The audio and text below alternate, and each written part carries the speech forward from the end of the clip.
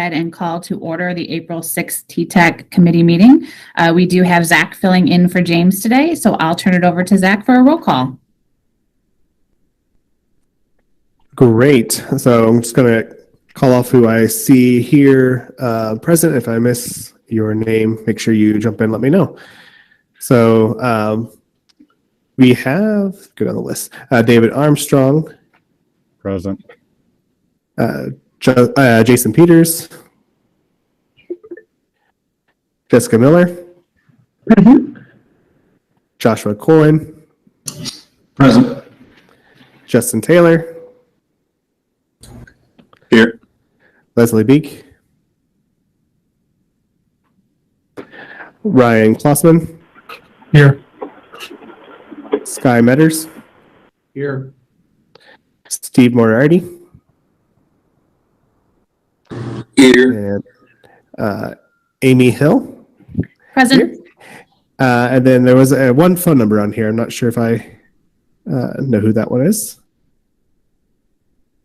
Ty Adley, phone number 532. Great. Thank you so much, Ty.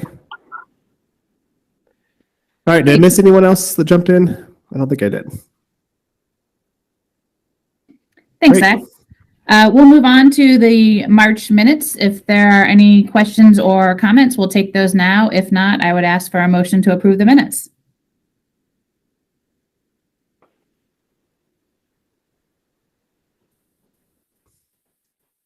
David Armstrong, so moved. Ty Adley, second. We've got a motion and a second. All those in favor of approving the minutes, please say aye. Aye. Aye. Aye. Aye. Any opposed? All right, thank you. The minutes are approved. We'll move on to the reports, and I'll turn it over to Zach for the secretary's report. Yeah, thanks. So first note on our agenda, it says February administrative modifications. We actually have March administrative modifications. Those are sent ahead of time. You can review that in your packet. If you have any questions, we can take those at this time, or again, you can feel free to contact us outside of the meeting for those modifications. The second item is an updated calendar for our upcoming meetings. And so this is going to be our last all virtual TTAC meeting. Given the current state of the governor's rulings and where things stand, we are looking to bring this back to a hybrid meeting approach. So you'll see that calendar in your packet. Just kind of giving you a heads up. In May and June, we will be at Transpo's office in South Bend. And then we have a few other destination locations throughout the region. We'll be in Napanee. In the summertime, we'll be in Goshen. In the fall, and then back in South Bend kind of towards the end of the year in the County City building.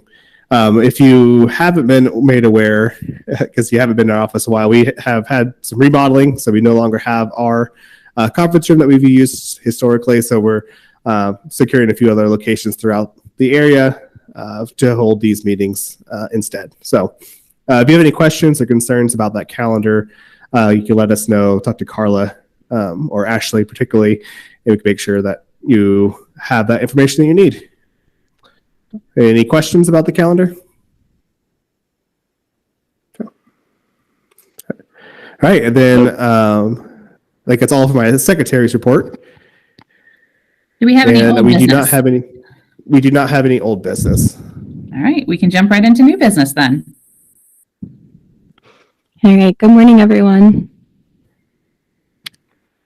So this month's amendments to our Transportation Improvement Program fall under Transportation Resolution 9-22. So under this resolution, we have items A and B, both of which are for Coline Trail Phase 2 from Riverside Drive to Angela Boulevard in South Bend. So this project went to bid in January, and it was unfavorable to say the least. We only had one bid, and the bid came in $1 million over the original estimate. So this project will be rebid in May, but in an effort to increase the number of eligible bidders, The city has decided to split the project into 2 phases.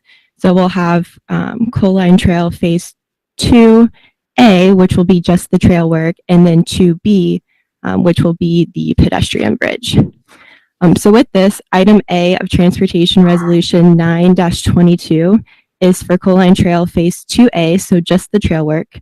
We'll keep the DES that we had for the project, but just remove the bridge work. And this will result in a decrease in federal funding by roughly $1.4 million. And then item B is for Phase 2B, so the pedestrian bridge plus some of the work on the western bank of the river. We've received a new DES number for this, so we'll be adding this phase into the TIP in fiscal year 23 when more funding is available. I'm happy to answer any questions about items A or B. And if there are none, I would ask for your endorsement of Transportation Resolution 9-22.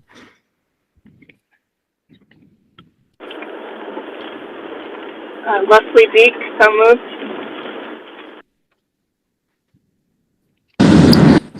Steve Moriarty, second.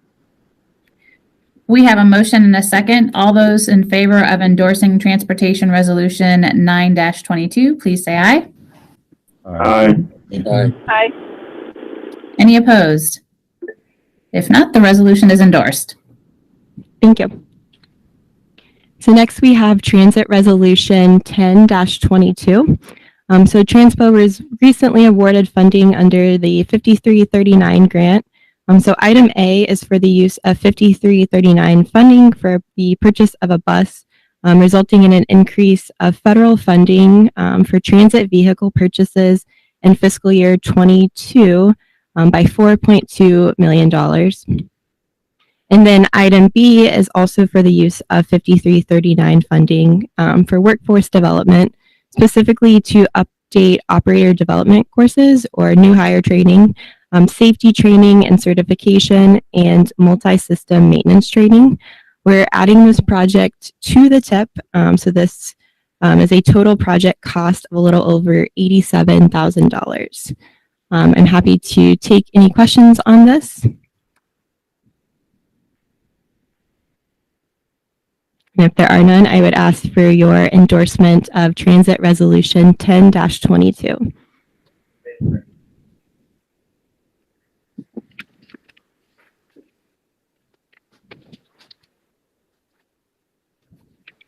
Please. Come on, we want our new buses. So moved. Ty Adley, second. Thank you. We have a motion and a second. All those in favor of endorsing Transit Resolution 10-22, please say aye.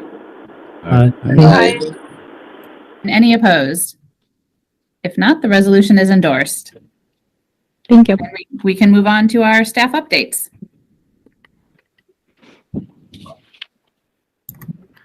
Morning, everyone. Wanted to provide you a quick update announcing back on March 22nd, Okra opened up the first round of Community Development Block Grant.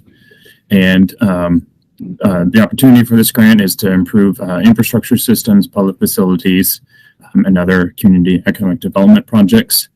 So if you know of your communities that are interested in improving such facilities, grant proposals, which is basically as much as a draft application as we can get together. Those proposals are due April 29th, with the final application, if we're allowed to proceed, is due by July 1st. So again, if you know of your communities have or want to work on this, please reach out to myself, and we'll work on getting a proposal put together by the end of this month.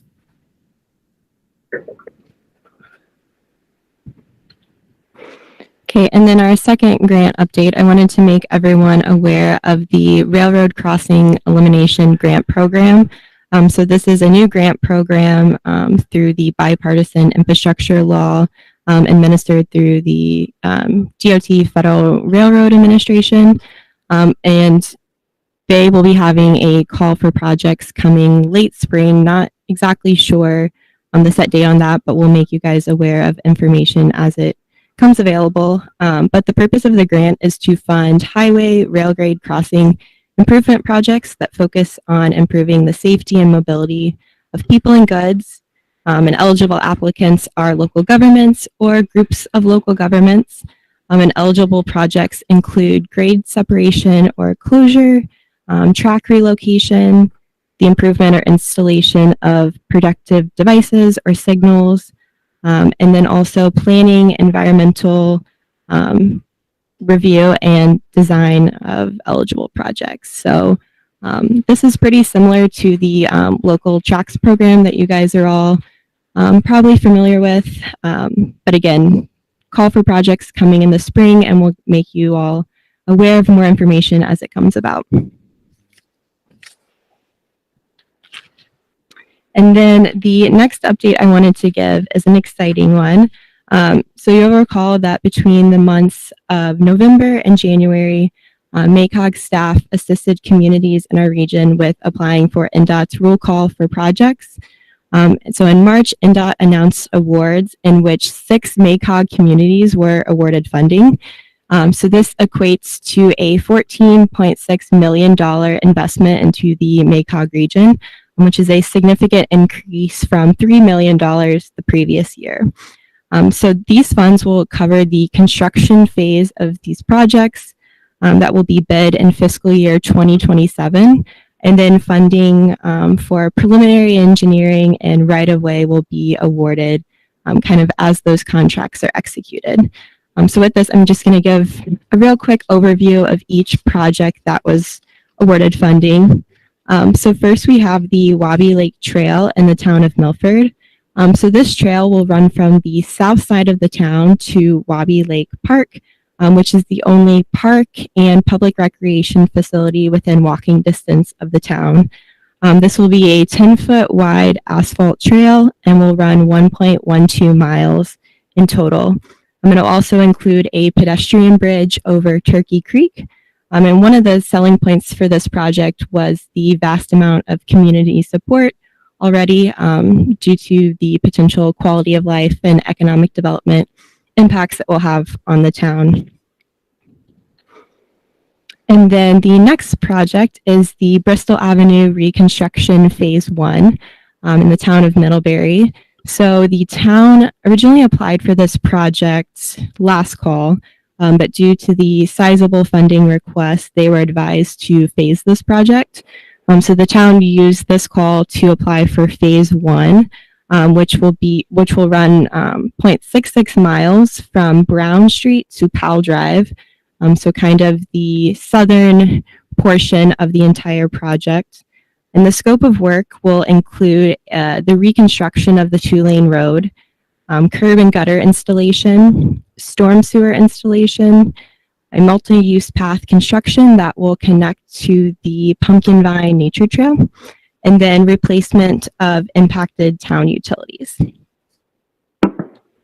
And then the final 4 projects that were awarded were all bridge replacement projects. And actually each of our 4 counties received funding for 1 project. So in Elkhart County, we have Bridge 265 carrying Warren Street over the Little Elkhart River in the town of Middlebury. And this is an important project because Warren Street is a vital link between Middlebury and Shipshewana and does serve a large Amish population. And then next we have Kosciuszko County. We have Bridge 123 carrying Packerton Road over Wayland Ditch.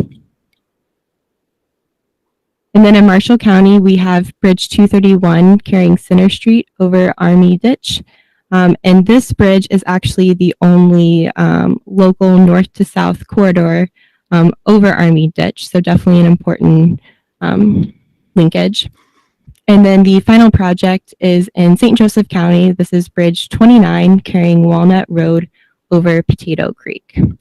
So just again, we're really excited that this is such a large investment into the MACOG region. And currently all of these projects are undergoing early coordination meetings and working on getting RFPs out for preliminary engineering and right-of-way. And again, these projects are to be bid in fiscal year 2027. So yeah, exciting news. Good morning. I have a pretty quick update for the Regional Freight Mobility Plan.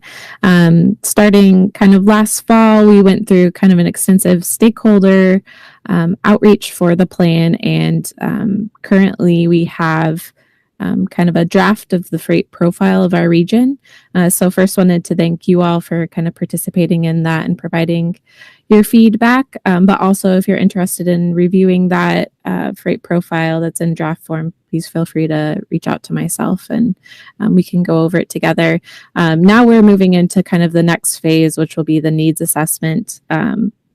We'll be doing a SWOT analysis, so looking at the strengths, weaknesses, opportunities, and threats of our freight system, and then kind of from there moving into priorities for improvement. So the current plan is for the consultant that we're working with, HDR, to come sometime in the spring to present some of those findings, or sorry, sometime in the summer, not spring, it is spring now, but sometime in the summer to present some of the findings. So we'll send that information when it's planned. Good morning. It is almost time for our in-person Partners for Clean Air Awards luncheon. That'll be later this month on April 20th, and you all are invited to attend and to register. And we are filling up close to our goal of attendees, so please let me know or contact MACOG if you would like the registration link again, or you can find that in the latest version of the MACOG Gazette. This time we will be focusing on active transportation, and you'll have an opportunity to look at and learn more about the Tactical Urbanism Lending Library, and we'll have a display on that, as well as the regional state of the air from IDEM and any sustainable transportation funding programs that have been announced federally to be aware of and to take advantage of. So that'll be some of the content you'll learn, as well as this year's exciting award winners that will be announced. So if you have any questions, let me know. Good morning, everyone. Here to provide a quick update on the Connect Transit Plan. So we've basically wrapped up phase 1 of our process, where we had a public survey that had over 600 respondents on basically big concepts for how the public would like to see us going forward with our transit system. And then a couple of weeks ago, and a couple of you on this call, we really appreciate you coming to our all-day workshops, where we actually sat down and came up with 4 different preliminary alternatives, 2 that are called cost neutral, 2 with additional expansion potentials on expanding our transit network. And the next steps will be starting right now. We're analyzing all of our new transit networks from our core design retreat a couple of weeks ago with our consultant, Jarrett Walker and Associates. And then moving forward, come Memorial Day in June, we're going to be doing a lot of outreach when we'll actually have maps of what our transit system could look like if we took either a ridership focus or a coverage focus. And then from there, throughout the summer, we will be first soliciting public input and then going through the process of actually narrowing down what our new transit network for the Transpo Interurban Trolley region could look like. And I want to thank everyone who came to our meetings. And I don't know if, Amy, you have anything you want to add? No, other than the fact, as you already mentioned, there'll be additional opportunities for public engagement. So if you haven't had the opportunity to participate yet, I would certainly encourage that as those opportunities come up. Thank you. All right. The last staff update that we have is making everyone aware again of our Regional Recovery and Resiliency Plan. As you know from last month, a draft of this plan was put together with the assistance of the consultant, Fourth Economy. During the month of March, we had sought public input, and during that time, we received 7 comments from individuals. We had offered a public input session on March 17th, as well as individuals were able to submit comments through the online form. So again, we received 7 comments to this planning effort. And so next in the process, next week actually, we'll be presenting the final plan at the policy board meeting, as well as then be seeking their endorsement for submittal to the Economic Development Administration. So if you have any additional questions or comments about this resiliency recovery plan, please forward them to me and I'll be happy to answer them.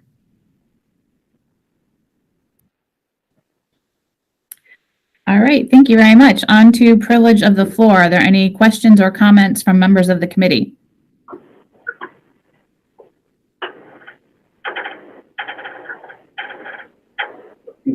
If not, we'll move on to public comment. Zach, did we have any public comments? No, we do not have any public comments at this time. All right, thank you. Well, then I will entertain a motion to adjourn today's meeting. Ty Adley, so moved. I'll second. Leslie. All those in favor of adjournment? Aye. Aye. All right, thanks everyone, and we look forward to seeing some of you in person at next month's meeting. Have a great rest of the week. Thank you. Thanks, everyone. Thank you.